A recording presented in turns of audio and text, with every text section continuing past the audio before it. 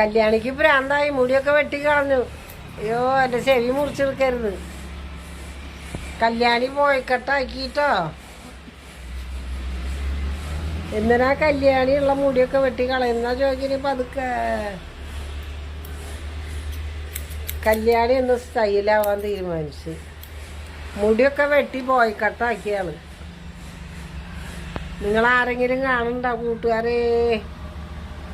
കണ്ടോ, ഇന്ന് നല്ല മുടിയായിരുന്ന കല്യാണിയുടെ. കല്യാണി ആ മുടി മുഴുവൻ വെട്ടി മുറിച്ച് കളഞ്ഞു. കണ്ടോ,